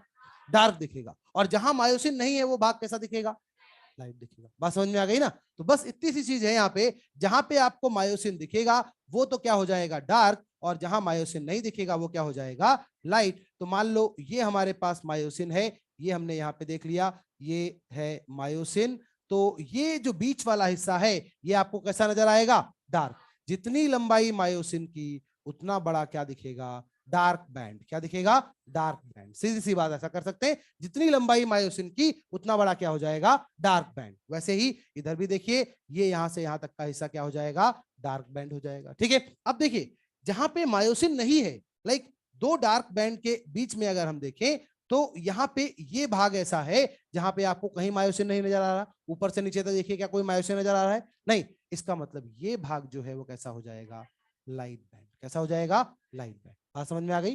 ठीक है, तो हम इसको एक लाइन में ऐसे बोल सकते हैं, एक सार्कोमियर का वो भाग जहां मायोसिन पाया जाएगा वो कैसा होगा? डार्क, और जहां मायोसिन नहीं पाया जाएगा वो कैसा होगा? लाइट हो जाएगा। ठीक है, तो ये हमने देखा। ऐसे ही इधर भी देख लीजिए, ये यहाँ पे हमें क्या मिलेगा? लाइट बैंड मिलेगा। फिर यहाँ पे भी अगर आगे लेके जाएंगे तो क्या मिलेगा? लाइट बैंड मिलेगा, क्योंकि अगला मायोसिन इधर होगा। ठीक है, तो ये हमने देखा कि alternate light and dark band मिल रहे हैं। अब इसी चीज को अगर ऊपर लेके जाएं तो यहाँ भी हमें यही देखने को मिलेगा। यहाँ पे देखो क्या था? लाइट, फिर हमने क्या देखा? डार्क, फिर हमने क्या देखा? लाइट, फिर हमने क्या देखा? डार्क, फिर हमने क्या देखा? लाइट। ऐसे ही तो चल रहा था। ठीक है, alternate dark light, dark light, dark light, यही तो चल रहा था। और जब भी हम डार्क बैंड की बात करते हैं तो बस इतनी सी बात याद रखनी है, जहां जहां पे मायोसिन है वहां वहां पे क्या होगा? डार्क बैंड, और जहां मायोसिन नहीं है वहां क्या होगा? लाइट बैंड हो जाएगा। ठीक है, तो यहाँ पे अगर हम देखें इसको ऐसे लिख सकते हैं, जो डार्क बैंड होता है, जो यहाँ पे डार्क बैंड होता है अर्थात गहरी पट्टियां होती हैं, डार्क बैंड जो है वहां पे क्या होगा? मायोसिन पाया जाएगा। क्या होगा? मायोसिन पाया जाएगा। अब एक थोड़ी सी दिक्कत है, आप एनसीईआरटी के अंदर जब देखते हैं तो वहां लिखते हैं डार्क बैंड कंटेन्स मायोसिन, ठीक है। लेकिन अगर यहां संरचना में देखें तो क्या डार्क बैंड में केवल मायोसिन नजर आ रहा है क्या? एक्टिन भी तो नजर आ रहा है, ठीक है। देखो इसको ऐसे देखेंगे ना, ऊपर से लेके नीचे तक पूरा अगर देखिए, ये इतना क्या हो गया मान लीजिए डार्क बैंड। तो इसके अंदर आपने देखा एक तो ये क्या है मायोसिन, लेकिन यहाँ पे कुछ हिस्सा एक्टिन, यहाँ पे भी, यहाँ पे भी, यहाँ पे भी। तो इसका मतलब यहाँ पे क्या है, डार्क बैंड में मायोसिन भी है और एक्टिन भी है, ठीक है। तो मायोसिन भी होगा और यहाँ पे क्या पाया जाएगा, एक्टिन भी पाया जाएगा। लेकिन जो डार्क बैंड की डार्कनेस है वो किसकी वजह से है, मायोसिन की वजह से। इसीलिए एनसीईआरटी ने क्या लिखा, डार्क बैंड कंटेन्स मायोसिन या ए बैंड कंटेन्स मायोसिन, ठीक है। तो उन्होंने ये नहीं लिखा कि वहां एक्टिन नहीं होगा या ओनली मायोसिन, ऐसा कुछ नहीं लिखा। उन्होंने लिखा डार्क बैंड में क्या होता है, मायोसिन। तो उसका सीधा सा मतलब यही है कि डार्क बैंड में मायोसिन है, क्योंकि वो डार्कनेस जो है वो किसकी वजह से आ रही है, मायोसिन की वजह से, क्योंकि मायोसिन मोटे तंतु होते हैं। बात समझ में आ गई, ठीक है। तो ये डार्क बैंड है, वहां पे मायोसिन और एक्टिन दोनों होगा। अच्छा, डार्क बैंड को ही हम लोग क्या बोलेंगे, ए बैंड, ठीक है, एन आइसोट्रोपिक बैंड। ये बात याद रखिए बस, ए बैंड जो है वो क्या होता है, डार्क बैंड होता है। दूसरा, यहां पे क्या मैं ऐसा लिख सकता हूं कि A band is equal to length of myosin? बोलो, लिख सकता हूं कि नहीं? भाई जितना लंबा मायोसिन होगा उतना ही बड़ा तो आपको ए बैंड दिखेगा यहाँ पे, ठीक है। जहां जहां पे मायोसिन वहां क्या होगा, ए बैंड दिखेगा। तो यहाँ पे मैं ऐसा भी लिख सकता हूं, जहां पे डार्क बैंड लिखा वहां क्या लिख सकता हूं, ए बैंड। ऐसे ही यहां भी क्या लिख सकता हूं, ए बैंड। तो A band is equal to length of myosin, ठीक है। अब देखिए इसी तरीके से अगर हम यहाँ पे लाइट बैंड की बात करें, जो हल्की पट्टी है, लाइट बैंड है, उसकी अगर हम बात करें तो इसमें हम क्या देखेंगे, लाइट बैंड में क्या हमको यहाँ पे मायोसिन देखने को मिलेगा क्या? यहाँ पे मायोसिन नहीं मिलेगा, ठीक है। यहाँ हमें क्या मिलेगा, ओनली एक्टिन, ठीक है। तो यहाँ पे हमें मिलेगा क्या, एक्टिन। तो एक्टिन हम लोग यहाँ पे देख पाएंगे, एक्टिन तो प्रेजेंट है, लेकिन मायोसिन यहाँ पे प्रेजेंट नहीं है, क्योंकि अगर मायोसिन होता तो वो लाइट होता ही नहीं, फिर वो क्या हो जाता, डार्क हो जाता। देख भी सकते हैं, यहाँ देखिए ये पूरे हिस्से को देखिए, क्या आपको कहीं कोई मायोसिन दिख रहा है क्या? नहीं। इसका मतलब यहाँ पे क्या होगा, केवल और केवल एक्टिन पाया जाएगा। बात समझ में आ गई, ठीक है। तो लाइट बैंड जो होता है that is also known as isotropic band या आई बैंड। क्या बोलेंगे, आई बैंड, ठीक है। तो लाइट बैंड को हमने बोला आई बैंड और डार्क बैंड को हमने क्या बोला, ए बैंड। क्लियर? अब देखिए light band, A band, basic संरचना हमने इसकी समझ ली है। अब इसके बाद कुछ और डिटेल स्ट्रक्चर्स यहाँ पे हैं, उनके बारे में एक एक करके समझना शुरू करेंगे। देखिए सबसे पहले यहाँ पे अगर हम देखें तो जो मायोसिन है, इसमें अगर हम देखें तो कुछ हिस्सा मायोसिन का ऐसा है जिसको एक्टिन ने कवर नहीं कर रखा है। दिख रहा है क्या आपको? इस स्ट्रक्चर में अगर हम देखें तो कुछ हिस्सा ऐसा है जिसको इस एक्टिन ने कवर नहीं कर रखा है, और ये हिस्सा जिसको इस एक्टिन ने कवर नहीं कर रखा है, यही हिस्सा क्या कहलाता है, एच जोन। क्या कहलाता है, एच जोन, ठीक है। तो आपको याद रखना है एच जोन क्या होता है, the part of myosin which is not covered by actin. Myosin का वो हिस्सा जिसको एक्टिन कवर नहीं करता, उसे क्या कहते हैं, एच जोन। सबको समझ में आ गया एच जोन क्या है? मायोसिन का वो हिस्सा जहां पे एक्टिन नहीं पाया जाता, उसे हम क्या बोलेंगे, एच जोन। अब इसी क्वेश्चन को नीट 2013 में पूछा गया, उसमें क्वेश्चन में लैंग्वेज बदल दी थी थोड़ी सी। क्या लिखा गया कि in a sarcomere central gap between two actin is called H zone. भाई ऐसे ही तो है, देखो दो एक्टिन है, एक ये एक्टिन और एक ये एक्टिन है, इसके बीच का जो सेंटर गैप है इसको अपन क्या बोलेंगे, ठीक है। अगर आपको स्ट्रक्चर आता है तो लैंग्वेज चाहे जितनी बदली जाए आप कर लेंगे, ठीक है। तो दो एक्टिन के बीच का जो यहाँ पे गैप होता है, केंद्र में उसके पाया जाने वाला जो एक खाली स्थान है, उसी को हम लोग क्या कह रहे हैं, एच जोन। क्या कह रहे हैं, एच जोन, ठीक है। तो ये हमने यहाँ समझा क्या होता है एच जोन, ठीक है। अब देखिए ऐसे ही यहाँ पे भी हम इसको क्या लिख सकते हैं, ये वाला हिस्सा क्या हो जाएगा, एच जोन हो जाएगा। हमने देखा एच जोन हो गया। अब उसके बाद आगे बढ़ते हैं, ये तो हो गया एच जोन। आई बैंड हमने देख लिया, ए बैंड देख लिया हमने, साथ में हमने यहाँ पे जेड लाइन की बात की। अब यहाँ पे जो एच जोन है, इस एच जोन के सेंटर में एक और लाइन होती है और इसको हम कहते हैं क्या, एम लाइन। ऐसे ही यहाँ पे भी अगर देखेंगे तो इनके सेंटर में एक लाइन होगी और इसे क्या कहा जाएगा, एम लाइन। क्या बोलेंगे, एम लाइन। नाउ ये एम लाइन जिस प्रोटीन की बनी होती है उसे कहते हैं मायोमेसिन प्रोटीन। क्या बोलेंगे, मायोमेसिन प्रोटीन। तो यहाँ पे मायोमेसिन प्रोटीन पाई जाती है जिससे बनी हुई एमलाइन होती है। अब इस एमलाइन का जो फंक्शन है वो क्या होगा, फंक्शनल सिग्निफिकेंस क्या होगा। देखिए एमलाइन जो होती है ये क्या करती है, जो मायोसिन है यहाँ पे बीच में, उस मायोसिन को ऐसे सहारा प्रदान करने का काम करती है, उसको संरचनात्मक सहारा प्रदान करती है, सपोर्ट प्रोवाइड करने का काम करती है। ठीक है, सरल शब्दों में कहें तो एम लाइन में जो है वो मायोसिन को उसकी जगह पे बनाए रखने में सहायता करती है। ठीक है, तो संरचनात्मक सपोर्ट यहाँ पे प्रोवाइड करेंगे, स्ट्रक्चरल सपोर्ट जो है वो यहाँ पे मिलेगा किसकी सहायता से, एम लाइन की सहायता से। किसे मिलेगा, मायोसिन को मिलेगा। क्लियर हो गया। ठीक है, तो मायोसिन जो होता है उसको सपोर्ट प्रोवाइड करने के लिए उसके सेंटर में क्या मिलेगी, एम लाइन। क्या मिलेगी, एम लाइन। ठीक है, तो ये एम लाइन के बारे में समझा। बस एक और चीज यहां समझनी है, फिर ये समझना कंप्लीट हो जाएगी। एक और चीज वो ये कि ये जो आई बैंड है, जो जेड लाइन है, उस जेड लाइन से मायोसिन को जोड़ती हुई एक और प्रोटीन यहां पे पाई जाती है इस तरीके से। और ये प्रोटीन जो इस मायोसिन को जेड लाइन से जोड़ रही है, इसे हम लोग नाम देते हैं टाइटिन प्रोटीन। ज्यादा इंपॉर्टेंट नहीं है, याद रहे तो याद रखिएगा, टाइटिन प्रोटीन। ठीक है, ये क्या है, टाइटिन प्रोटीन। कई बार आप अलग अलग बुक्स के क्वेश्चन करते हैं तो वहां मिल जाता है, इसलिए बता दिया। मायोसिन को जेड लाइन से जोड़ने वाली एक प्रोटीन, इसे क्या कहेंगे, टाइटिन प्रोटीन। काम वही है, मायोसिन की पोजीशन को यहाँ पे फिक्स करना, बनाए रखना, मेंटेन करना। ठीक है, तो ये सारी चीजें हमने यहाँ पे पढ़ी। ये सब कुछ हमें पढ़ना था किसके बारे में, सार्कोमियर के बारे में। ठीक है, अब देखिए जो एक सार्कोमियर है, इसकी लंबाई को अगर हम देखें तो ये होता है 2.5 माइक्रोमीटर। कितना होता है, 2.5 माइक्रोमीटर। तो यहाँ पे भी ये कितना हो जाएगा, 2.5 माइक्रोमीटर। तो बोलो सार्कोमियर की संरचना समझ में आ गई सबको, सारी चीजें समझ में आ गई, पक्का। चलो कुछ क्वेश्चंस के आंसर दो, पता चल जाएगा। देखिए यहां पे वन सार्कोमियर, एक सार्कोमियर की बात हम लोग कर रहे हैं। और आपको यह बताना है कि इस एक सार्कोमियर में कितने ए बैंड पाए जाएंगे। सोच समझ के बोलिएगा, कितने होंगे, एक ए बैंड पाया जाएगा। बिल्कुल सही, आ गया समझ में। ठीक है, तो एक तो ए बैंड होगा। आई बैंड कितने हैं, दो, दो के आधे आधे, पक्का।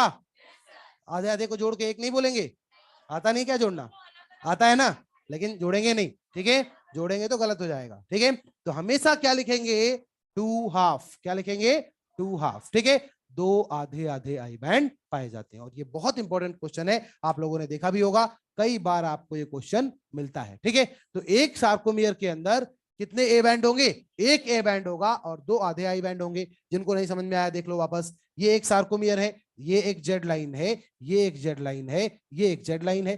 दो जेड लाइन के बीच की दूरी को क्या बोला था हमने, सार्कोमियर। ठीक है, ये पूरा इतना एक क्या है, सार्कोमियर। इसके अंदर एक आपको क्या दिख रहा है, ये ए बैंड। ए बैंड मतलब डार्क बैंड। ठीक है, अब देखो ये आई बैंड है पूरा इधर से, लेकिन इस सार्कोमियर में इस आई बैंड का कितना हिस्सा आ रहा है, आधा हिस्सा। और इधर भी अगर देखें तो इस सार्कोमियर में कितना आ रहा है, आधा हिस्सा। भाई ये लाइट बैंड का आधा हिस्सा तो जेड लाइन के दूसरी तरफ जा रहा है ना, तो क्या वो इसका पार्ट होगा क्या, नहीं। इसलिए हम कहेंगे आधा आई बैंड इधर, आधा आई बैंड इधर। ठीक है, सबको समझ में आ गया। ठीक है, तो एक सार्कोमियर के अंदर दो हाफ क्या होंगे, आई बैंड होंगे, और एक फुल क्या पाया जाएगा, ए बैंड पाया जाएगा। क्लियर।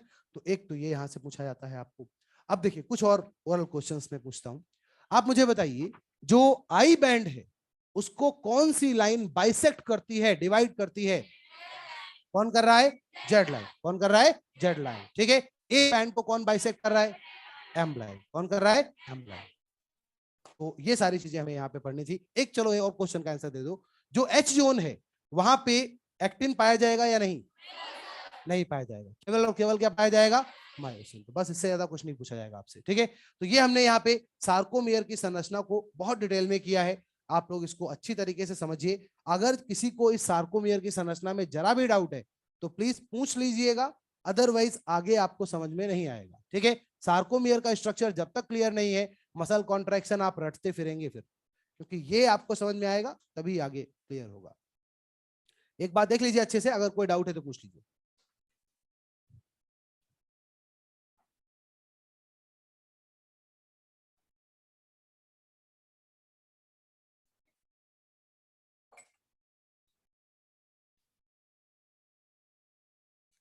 हाँ, ऑनलाइन में भी अगर किसी को डाउट है पूछ लीजिए।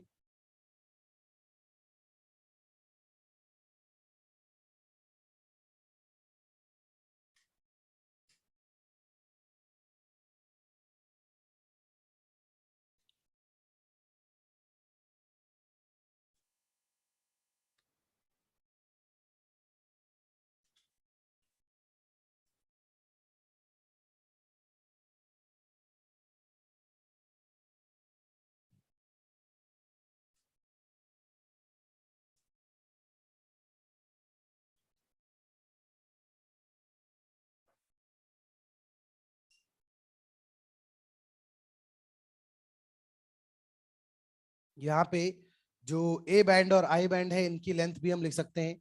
जो ए बैंड होता है ये 1.5 माइक्रोमीटर होता है और आई बैंड जो होता है ये 1 माइक्रोमीटर का होता है, तभी तो पूरा हो जाएगा ना।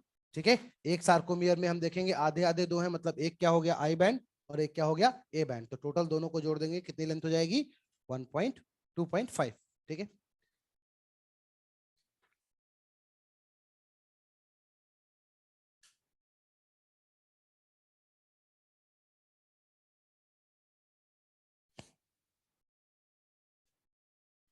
हाँ जी, ऑनलाइन में पूछना है किसी को कुछ?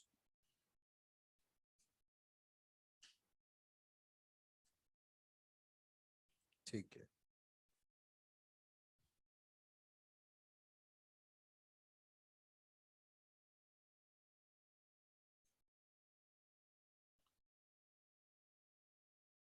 कंप्लीट हो गया, रफ करें, जल्दी करिए।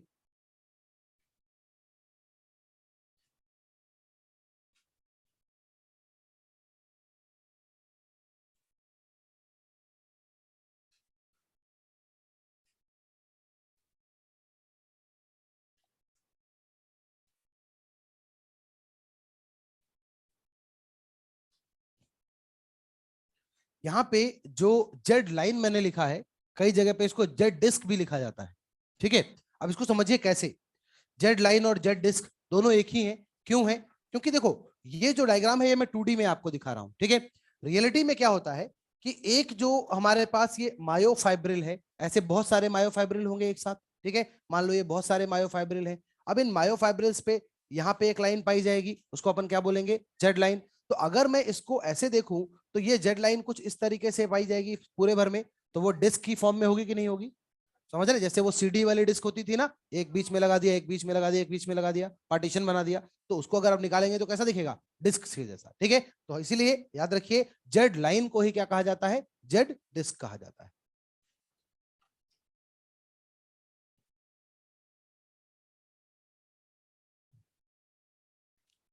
ये वाला तो हो गया होगा, इधर वाला।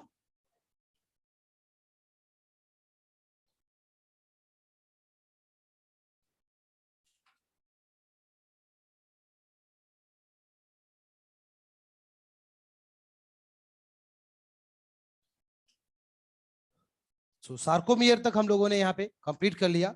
सार्कोमियर की संरचना को हमने देखा। वास्तव में देखें अगर, तो ये जो जेड लाइन होती है ना, ये जेड लाइन जिगजैग लाइन होती है, इसीलिए इसका नाम क्या पड़ा, जेड लाइन। जिगजैग मतलब टेढ़ी बेढ़ी लाइन होती है। और अगर इसको मैं एक और तरीके से, कई बार आपको सार्कोमियर बना के दिखाया जाता है, तब तक आप ड्रॉ कर रहे हैं, मैं एक और आपको दिखाता हूं। ऐसा भी सार्कोमियर हम बना सकते हैं। ये लाइन कुछ इस तरीके की ही होती है, जिगजैग लाइन होती है। नाउ यहाँ पे ये हमारे पास एक्टिन है, ऐसे ही यहाँ पे भी ये हमारे पास एक्टिन है। और फिर से अगर हम देखें तो यहाँ पे हमारे पास एक्टिन है। ये ऐसे बहुत सारे एक्टिन पाए जाते हैं। और इन एक्टिन्स के बीच में अगर देखें तो ये क्या पाया जाएगा, मायोसिन। ये क्या पाया जाएगा, मायोसिन।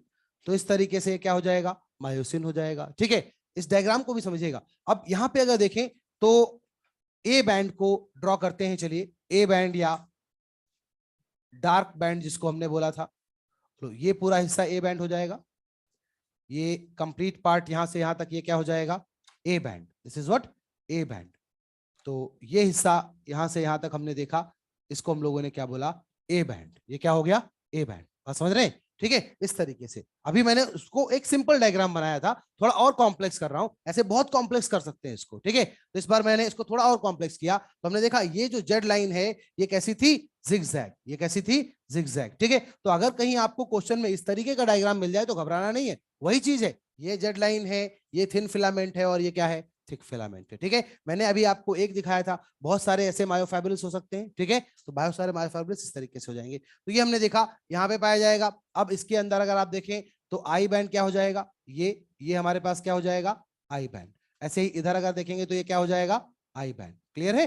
तो यहां से पूरा हिस्सा ये क्या हो जाएगा, आई बैंड, और ये पूरा हिस्सा ऊपर से नीचे तक क्या हो गया, आई बैंड हो गया। ऐसे ही यहाँ पे अगर हमें एच जोन ड्रॉ करना हो तो बताओ, ये इसके बीच में ये पूरा हिस्सा जो आपको दिख रहा है ये क्या हो जाएगा यहाँ पे एच जोन, ये क्या हो जाएगा एच जोन। तो यहाँ से यहाँ तक ये क्या आ गया एच जोन। ठीक है, कर लेंगे। ऐसा वाला भी अगर डायग्राम आएगा तो कंफ्यूज नहीं होना, यहाँ पे ऐसे भी हम इसको ड्रॉ कर सकते हैं। ठीक है, तो वो सिंपल डायग्राम है, ये थोड़ा और कॉम्प्लेक्स डायग्राम है। तो ये हमने यहाँ पे सार्कोमियर के स्ट्रक्चर को देखा, किस तरीके से पाया जाता है, कौन कौन सी प्रोटीन्स इसके अंदर है, वो भी हमने यहाँ पे समझी। एक और चीज समझ सकते हैं, सार्कोमियर जो होता है इसके अंदर दो प्रकार की प्रोटीन्स अभी हम यहाँ पे डिस्कस कर रहे हैं। तीन प्रकार की कुल प्रोटीन्स होती हैं, अभी मैंने केवल दो तरीके की प्रोटीन्स आपको बताई हैं। एक होती है स्ट्रक्चरल प्रोटीन और एक होती है कॉन्ट्रेक्टाइल प्रोटीन। ठीक है, एक होती है संकुचनकारी और एक कौन सी होती है संरचनात्मक प्रोटीन। ठीक है, तो एक ऐसी जो संरचनात्मक है, अर्थात इस सार्कोमियर की संरचना को बनाने में जो अपना योगदान दे रही है उसे हम लोग क्या कह सकते हैं संरचनात्मक, जो बनाए रखने के लिए जरूरी है। जैसे यहाँ पे जेड लाइन की बात की, मायोमेसिन की बात की, टाइटिन की बात की, ये सब कैसी हैं जो संरचनात्मक प्रोटीन है, क्योंकि ये इस संरचना को बनाए रखने के लिए जरूरी है। और संकुचनकारी प्रोटीन्स जो होती हैं कॉन्ट्रेक्टाइल प्रोटीन्स, वो कौन कौन सी हैं, एक्टिन और मायोसिन। मेन प्रोटीन्स जो कि संकुचन में भाग लेंगी उन्हें अपन क्या बोलेंगे संकुचनकारी प्रोटीन्स। कौन कौन सी, एक्टिन और मायोसिन। ठीक है, तो आगे अब हमें यही देखना है यहाँ पे कि जो एक्टिन और मायोसिन है उसकी संरचना किस प्रकार से होती है। हमने यहाँ पे अभी सार्कोमियर की संरचना को देखा, नेक्स्ट हम देखेंगे structure of actin and myosin. अभी तक हम लोगों ने स्ट्रक्चर को देखा था, एक बार जल्दी से रिवाइज करते हैं। बताइए, पूरी मसल की कवरिंग को क्या बोलेंगे, एपीमाइसियम। क्या बोलेंगे, एपीमाइसियम। मसल के अंदर क्या पाया जाएगा, बंडल ऑफ मसल फाइबर। क्या पाया जाएगा, बंडल ऑफ मसल फाइबर, पेशी तंतुओं का समूह पाया जाएगा और उसे अपन क्या बोलेंगे, फैसिकुलस। क्या बोलेंगे, फैसिकुलस। और उसकी आवरण को क्या कहेंगे, पेरीमाइसियम। क्या कहेंगे, पेरीमाइसियम। और समूह के अंदर पेशी तंतु मसल फाइबर पाए जाएंगे। मसल फाइबर की कवरिंग को क्या बोलेंगे, एंडोमाइसियम। क्या बोलेंगे, एंडोमाइसियम। और एंडोमाइसियम के नीचे क्या होगा, सार्कोलेमा। सार्कोलेमा। ठीक है, तो अगर पेशी की कोशिका की बात की जाए तो क्या हो जाएगी, मसल फाइबर। क्या हो जाएगा, muscle fibre. Muscle fibre is muscle cell. ठीक है, उसके अंदर क्या पाए जाएंगे, मायोफाइब्रिल। और मायोफाइब्रिल्स में क्या देखेंगे, मायोफिलामेंट। मायोफिलामेंट कौन कौन से, थिक फिलामेंट और थिन फिलामेंट। पूरे स्ट्रक्चर को और एक बार समझिए, पूरी मसल थी, मसल के अंदर बंडल ऑफ मसल फाइबर थे, बंडल के अंदर इंडिविजुअल मसल फाइबर था, इंडिविजुअल मसल फाइबर के अंदर मायोफाइब्रिल थे, और मायोफाइब्रिल की संरचना में हमने देखा क्या पाए गए, मायोफिलामेंट पाए गए। कौन कौन से, thin myofilament, thick myofilament, actin और मायोसिन। बात समझ में आ गई। ठीक है, तो अब हम लोग आ चुके हैं उन मायोफिलामेंट्स पे, थिन और थिक मायोफिलामेंट के स्ट्रक्चर को देखेंगे। तो यहाँ पे जो संकुचनशील प्रोटीन्स हैं उनकी संरचना को देखेंगे। यहाँ पे संकुचनशील प्रोटीन्स की संरचना, और यहाँ पे दो प्रकार की संकुचनशील प्रोटीन्स होती हैं, कॉन्ट्रेक्टाइल प्रोटीन्स होती हैं। एक तो मैंने आपको बताया यहाँ पे दो तरीके के तंतु पाए जाते हैं, पेशीय तंतु पाए जाते हैं। एक होते हैं पतले तंतु और एक क्या होते हैं, मोटे तंतु। ठीक है, तो एक होते हैं यहाँ पे पतले तंतु जिनको हम लोग कह रहे थे यहाँ पे क्या, एक्टिन। ठीक है, तो ये पतले तंतु होते हैं जिनको हम लोग यहाँ पे थिन फिलामेंट कह सकते हैं। तो ये थिन फिलामेंट है, और थिन फिलामेंट जो है ये हो गए, और दूसरी तरफ हमें क्या मिलेंगे, मोटे तंतु। तो दो प्रकार के तंतुओं से मिलके बना होता है संकुचनशील प्रोटीन, अलग अलग तरीके की हैं। यहाँ पे अगर हम देखेंगे तो ये हो जाएंगे थिक फिलामेंट, तो थिन फिलामेंट है, और क्या है, थिक फिलामेंट है, पतले तंतु और मोटे तंतु हैं। अब देखिए, जो थिन फिलामेंट है इसे हम लोगों ने जनरली क्या कहा था, ये क्या होता है, एक्टिन होता है। क्या होता है, एक्टिन होता है। लेकिन ऐसा नहीं है, जो थिन फिलामेंट है उसमें केवल एक्टिन नहीं पाया जाता। हमने वहां लिखा जरूर एक्टिन था, परंतु हम उसकी संरचना को विस्तृत रूप से जब देखते हैं तो हमें यह मिलता है कि इस एक्टिन के साथ साथ यहाँ पे दो अन्य प्रोटीन्स भी पाई जाती है। कौन कौन सी है, देखिए, एक्टिन के साथ साथ यहाँ पे क्या पाया जाएगा, ट्रोपोमायोसिन। क्या बोलेंगे, ट्रोपोमायोसिन। साथ में एक और होगा जिसे कहेंगे ट्रोपोनिन। ठीक है, तो तीन प्रकार की प्रोटीन्स हैं, एक तो एक्टिन है, एक ट्रोपोमायोसिन और एक क्या है, ट्रोपोनिन। ठीक है, नाउ अब देखिए ये तीनों मिलके एक पतले तंतु का निर्माण करती है। ठीक है,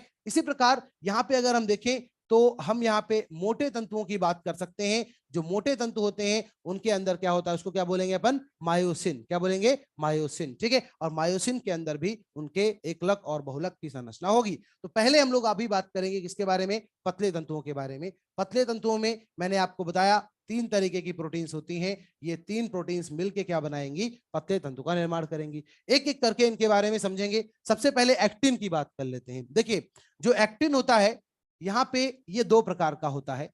एक होता है जी एक्टिन और एक क्या होता है, एफ एक्टिन। तो एक है यहाँ पे जी एक्टिन और दूसरा जो है वो क्या हो जाएगा, एफ एक्टिन हो जाएगा। अब देखिए, जी का मतलब गोलाकार एक्टिन, ग्लोबुलर एक्टिन। ठीक है, और दूसरा फिलामेंटस एक्टिन या तंतुमय एक्टिन हम कह सकते हैं। तो ये यहाँ पे फिलामेंटस एक्टिन होता है, जो एफ एक्टिन होता है। ठीक है, अब देखिए, जो गोलाकार एक्टिन है या जी एक्टिन है, ये क्या होता है, एकलक होता है। अर्थात ये क्या होता है, मोनोमर होता है। ये क्या हो गया, मोनोमर हो गया। और जो एफ एक्टिन है, ये यहाँ पे क्या हो जाएगा, बहुलक हो जाएगा। अर्थात ये एक प्रकार का क्या हो जाएगा, पॉलीमर हो जाएगा। ठीक है, मतलब अगर हमें एफ एक्टिन की संरचना को समझना है तो पहले किसे समझना पड़ेगा, जी एक्टिन की संरचना को समझना पड़ेगा। अगर हम एकलक का स्ट्रक्चर समझ लेंगे, मोनोमर का स्ट्रक्चर समझ लेंगे, तो उनको जोड़ के क्या बना लेंगे, बहुलक बना लेंगे, पॉलीमर कर लेंगे। ठीक है, तो सबसे पहले जी एक्टिन की संरचना को आइए समझते हैं। देखिए, एक जी एक्टिन को यदि हम देखें तो वो कुछ इस प्रकार की होती है। ये इस तरीके का यहाँ पे जी एक्टिन है। और इस जी एक्टिन पे अगर हम देखेंगे तो यहाँ पे मायोसिन का बंधन स्थल उपस्थित होता है। एक जी एक्टिन, ये हमारे पास जो संरचना है, ये जी एक्टिन की संरचना है। और एक जी एक्टिन की संरचना पे एक्टिन है, एक्टिन पे मायोसिन का बंधन स्थल, और मायोसिन पे किसका होगा, एक्टिन का। भाई, जब मसल का कॉन्ट्रैक्शन होगा तो एक्टिन और मायोसिन आपस में जुड़ेंगे। तो दोनों के लिए, एक दूसरे के लिए, दोनों के पास क्या होते हैं, बंधन स्थल पाए जाते हैं, बाइंडिंग साइट्स पाई जाती हैं। तो यहाँ पे जी एक्टिन के ऊपर मायोसिन का बंधन स्थल है, ये यहाँ पे हो जाएगा मायोसिन बाइंडिंग साइट। क्या बोलेंगे, मायोसिन बाइंडिंग साइट। तो यहाँ पे हमने देखा, एक तो क्या पाया गया, मायोसिन की बाइंडिंग साइट है। और हम जब मायोसिन पढ़ेंगे तो वहां देखेंगे क्या पाया जाएगा, एक्टिन का बाइंडिंग साइट होगा। तभी तो एक दूसरे से जुड़ेंगे ये। ठीक है, अब देखिए, अगर मान लो ये एक्टिन है और ये मायोसिन है, अब दोनों के बंधन स्थल अगर खुले छोड़ दिए गए तो ये क्या होगा, आपस में जुड़ जाएंगे और पेशी संकुचित हो जाएगी ना। लेकिन हमको हमेशा अपनी पेशी को संकुचित थोड़ी रखना है। हम जब चाहें तब वो संकुचित हो, क्योंकि हम कंकाल पेशी की बात कर रहे हैं, ऐच्छिक पेशी है। जब हम चाहें तभी तो वो संकुचित होगी। ठीक है, तो इसलिए दोनों में से किसी एक को कवर करके रखना पड़ेगा। भाई, अगर ये खुले छोड़ दिए तो दोनों आपस में क्या होंगे, जुड़ जाएंगे। इसलिए ऐसा ना हो, इसके लिए हमें दोनों में से किसी एक को कवर करके रखना पड़ेगा, मास्क करके रखना पड़ेगा। और किसको मास्क करेंगे, एक्टिन के ऊपर उपस्थित मायोसिन के बंधन स्थल को। ठीक है, तो देखिए इसकी मास्किंग कैसे की जाती है। जो विरामावस्था होती है, रेस्टिंग स्टेज होती है, उस रेस्टिंग स्टेज में, विरामावस्था में, जो मायोसिन का बंधन स्थल है, उसके ऊपर इस प्रकार की एक तंतुमय प्रोटीन लगा दी जाती है, जिसे क्या कहते हैं, ट्रोपोमायोसिन। क्या बोलेंगे, ट्रोपोमायोसिन। ठीक है, अब ये एक फाइब्रस प्रोटीन है ट्रोपोमायोसिन, और ये ट्रोपोमायोसिन यहाँ पे है। ठीक है, लेकिन ये अकेले यहाँ रुकेगी नहीं। इस प्रोटीन की संरचना कुछ ऐसी है कि अकेले यहाँ नहीं रुक सकती। इसको यहाँ पे रुकने के लिए एक साथी की जरूरत है, और इसका साथी कौन है, ट्रोपोनिन। कौन है, ट्रोपोनिन। ठीक है, अब ट्रोपोनिन जो है ये 3 लोगों का समूह है। ठीक है, यहाँ पे एक तो क्या हो जाएगा, टीपीआई, एक क्या हो जाएगा, टीपी टी, एक क्या हो जाएगा, टीपीसी। तो यहाँ पे 3 लोग हैं, टीपीआई, टीपीटी और टीपीसी। ठीक है, अब 3 है इसीलिए इनको बोल दिया तिकड़ी। क्या हो गया, ट्राइमेरिक। क्या हो गया, ट्राइमेरिक। ठीक है, तो अगर आपसे पूछा जाए इन तीनों में ट्राइमेरिक प्रोटीन कौन सी होती है, तो आंसर क्या हो जाएगा, ठीक है, तिकड़ी है, 3 लोग हैं, तो क्या हो गया, ट्राइमेरिक। ठीक है, अब देखिए यहाँ पे टीपीआई, टीपीटी, टीपीसी 3 सब यूनिट्स हैं। एक एक सब यूनिट के बारे में समझेंगे। सबसे पहले आप देखिए टीपीटी। टीपीटी ट्रोपोनिन की वो सब यूनिट है जो ट्रोपोमायोसिन से जुड़ने का स्थान प्रदान करती है। ठीक है, मतलब इन तीनों में से तीनों थोड़ी जुड़े हैं, एक ही जुड़ा है, कौन, ट्रोपोनिन टी। ठीक है, तो ट्रोपोनिन टी के पास वो पावर थी कि वो किसके साथ जुड़ पाए, ट्रोपोमायोसिन के साथ। तो यहाँ पे हमने देखा ये जो संरचना है ये किसकी है, ट्रोपोमायोसिन की। तो ये हो गई ट्रोपोमायोसिन, और इस ट्रोपोमायोसिन से ट्रोपोनिन का जो हिस्सा जुड़ता है उसे क्या कहते हैं, ट्रोपोनिन टी। क्या कहेंगे, ट्रोपोनिन टी। ठीक है, अब देखिए ये ट्रोपोनिन टी तब तक यहां पे नहीं जुड़ेगा जब तक कौन नहीं चाहेगा, ट्रोपोनिन आई। मतलब ये इसके साथ जुड़ा है, किस वजह से? क्योंकि यहाँ पे क्या है, ट्रोपोनिन आई। ठीक है, अगर ट्रोपोनिन आई नहीं होता तो ये इसके साथ नहीं जुड़ता, इसके साथ बंधन नहीं बन पाता। ठीक है, इसीलिए हम कहते हैं ट्रोपोनिन आई जो है वो इनहिबिटरी प्रोटीन होता है। कैसा होता है? इनहिबिटरी प्रोटीन, बाधित करने वाला प्रोटीन। किसको बाधित कर रहा है? एक्टिन और मायोसिन के जुड़ने को। ध्यान से समझना इस बात को, एक्टिन और मायोसिन के जुड़ने को बाधित करने वाला प्रोटीन कौन सा है? ट्रोपोनिन आई। कैसे बाधित करेगा? मानो यहाँ पे ट्रोपोनिन आई नहीं होगा तो क्या ये ट्रोपोनिन टी इसके साथ जुड़ पाएगा? और अगर ये इसके साथ जुड़ेगा नहीं तो क्या ट्रोपोमायोसिन यहाँ रुकेगा? और अगर ये रुकेगा नहीं तो क्या ये बंधन स्थल बंद हो पाएगा? और अगर बंधन स्थल बंद नहीं होगा तो क्या हम एक्टिन और मायोसिन की बाइंडिंग साइट को बाधित कर पाएंगे? पूरी प्रक्रिया आपको समझ में आ रही है? इसीलिए हम कहते हैं ट्रोपोनिन आई क्या होता है? Inhibitory protein. वापस समझिए, अगर ट्रोपोनिन आई नहीं होगा तो ट्रोपोनिन टी इसके साथ जुड़ेगा नहीं। अगर ट्रोपोनिन टी ट्रोपोमायोसिन से जुड़ेगा नहीं तो क्या ट्रोपोमायोसिन यहाँ रुकेगा? नहीं रुकेगा। अगर रुकेगा नहीं तो क्या ये बंधन स्थल बंद होगा? नहीं। अगर बंद नहीं होगा तो बाधन नहीं होगा, लाइक इनहिबिशन नहीं होगा। ठीक है, तो इसीलिए हम कहते हैं ट्रोपोनिन आई जो है वो क्या है? एक तरीके की इनहिबिटरी प्रोटीन। क्या होती है? Inhibitory protein. ठीक है, अब देखिए यहाँ पे है ट्रोपोनिन सी जो क्या करेगा? कैल्शियम का बंधन स्थल देता है। अर्थात जब हमको इस साइट को खोलना होगा तो कैल्शियम आके इसके साथ जुड़ेगा, और जब कैल्शियम जुड़ेगा तो ये साइट क्या हो जाएगी? खुल जाएगी, ओपन हो जाएगी। ठीक है, देखिए कैसे होगा। यहाँ पे ये हमारे पास रेस्टिंग कंडीशन थी, ये बंद था। अब हमने क्या देखा? यहाँ पे हमें क्या मिला?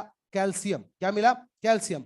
जैसे ही कैल्शियम आएगा हम देखेंगे कि यहाँ पे कंडीशन कुछ ऐसी होगी, ये जो बंधन स्थल पहले बंद था ये खुल जाएगा, क्योंकि ये ट्रोपोमायोसिन और जो ट्रोपोनिन की असेंबली थी ये सब यहां से हट जाएंगे, ये दूसरी तरफ आ जाएंगे। ये ट्रोपोनिन टी है, ट्रोपोनिन आई है, ट्रोपोनिन सी है, और सी के साथ अब क्या जुड़ा हुआ है? कैल्शियम। क्या जुड़ा हुआ है? कैल्शियम। तो कैल्शियम के जुड़ते ही इसकी संरचना में कुछ ऐसा परिवर्तन होगा कि ये ट्रोपोमायोसिन को लेके यहां से हट जाएगा, और जब ये हट जाएगा तो ये मायोसिन की बाइंडिंग साइट अब कैसी हो जाएगी? ओपन हो जाएगी, खुल जाएगी। बात समझ में आई? इसीलिए हम कहते हैं पेशी संकुचन के लिए कैल्शियम की आवश्यकता होती है। क्या करता है वो? मायोसिन के बंधन स्थल को खोलने में सहायता करता है। ठीक है, तो यही आपको यहाँ पे समझना था। इसको बहुत और एक अच्छी तरीके से समझ सकते हैं। जैसे मान लो एक दुकान है, ठीक है, अब दुकान का एंट्री गेट है। अब मान लो दुकानदार को दुकान बंद करनी है तो क्या करेगा? शटर गिरा देगा। शटर क्या हो गया? ट्रोपोमायोसिन। अभी शटर गिराने से दुकान बंद नहीं होगी, क्या करना पड़ेगा? ताला लगाना पड़ेगा। ताला क्या हो गया? ट्रोपोनिन। क्या हो गया? ट्रोपोनिन। और ताले की चाबी? कैल्शियम। अगली बार उसको अगर दुकान खोलनी है तो क्या करेगा? चाबी लगाएगा, शटर अप, और दुकान खुल गई। ठीक है, तो बस यही हो रहा है यहाँ पे। ठीक है, अब देखिए एक और चीज से समझिए, ये एग्जांपल इसलिए मैंने दिया कि जब आप एनसीईआरटी को पढ़ते हैं तो एनसीईआरटी में कहा जाता है कि ट्रोपोनिन जो होती है वो ट्रोपोमायोसिन पे रेगुलर इंटरवल पे पाई जाती है। जब हम इसका बहुलक बनाएंगे तो हम देखेंगे हर जी एक्टिन पे एक ट्रोपोनिन नहीं होगा, परंतु कुछ कुछ जगह छोड़ छोड़ के होगी। बिल्कुल वैसे ही जैसे शटर पे ताला एक तरफ से सब जगह नहीं लगता, एक किनारे लगेगा, फिर बीच में लगेगा, फिर दूसरे किनारे। अगर बड़ा शटर है तो 3 लगेंगे, अदरवाइज 2 लगेंगे। बात समझ रहे हैं? ठीक है, तो जैसे ताला शटर पे एक तरफ से हर तरफ नहीं लगता, वैसे ही ट्रोपोनिन भी इस पे एक तरफ से सब तरफ नहीं पाई जाएगी, एक रेगुलर इंटरवल पे पाई जाएगी। ठीक है, तो इससे एनसीईआरटी को आपको एक लाइन भी याद रहेगी कि ट्रोपोनिन जो है वो एक रेगुलर, एक नियमित अंतराल पे पाई जाती है। ठीक है, हर एक इंडिविजुअल जी एक्टिन पे एक ट्रोपोनिन नहीं पाया जाता। ठीक है, सो यही आज के लिए रखते हैं। बेल लग गई ना आपकी? ठीक है, तो आज इतना रखते हैं। कल हम इसका बहुलक बनाएंगे और फिर हम देखेंगे कि जो चीज हमने मोनोमर लेवल पे देखी है वो पॉलीमर लेवल पे होगी तो कैसा होगा। Okay, thank you so much. आ गया समझ में? ठीक।